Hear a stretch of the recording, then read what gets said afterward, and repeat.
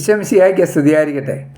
ഇന്ന് ദിവസം നമ്മൾ ചിന്തിക്കുന്ന തിരുവേന ഭാഗം വിശുദ്ധ മർക്കോസ് എഴുതിയ സുവിശേഷം 9-ാം അധ്യായം 41-ാം തിരുവചനം.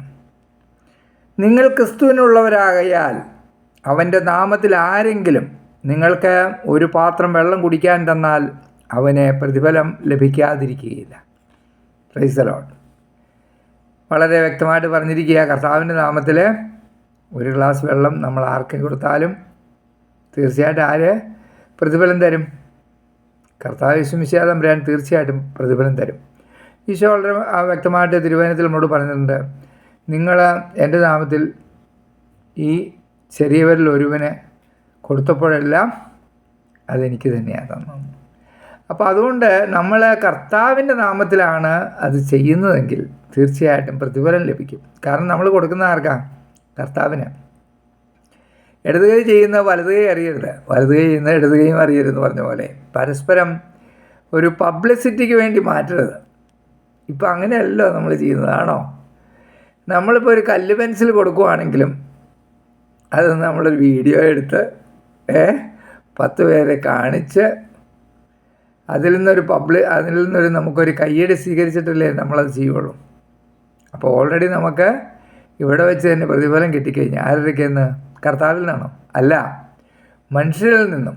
അത് കിട്ടിയിട്ട് നമുക്കെന്ത് കാര്യം? എന്തെങ്കിലും കാര്യമുണ്ടോ? നമുക്ക് കിട്ടേണ്ടത് കർത്താവിൽ നിന്നാണ്. തലമുറകൾ അനുഗ്രഹിക്കപ്പെടും. നമ്മൾ നന്മ ചെയ്ത് ജീവിച്ചാൽ തീർച്ചയായിട്ടും നമ്മുടെ തലമുറകൾ അനുഗ്രഹിക്കപ്പെടും. ഒരു സംശയവും വേണ്ട കേട്ടോ, ഒരു സംശയവും വേണ്ട.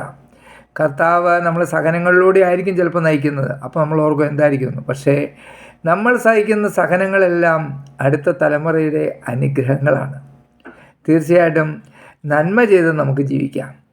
കർത്താവിനെ പ്രതി മറ്റുള്ളവരെ സഹായിക്കാം, സ്നേഹം പങ്കുവയ്ക്കാം.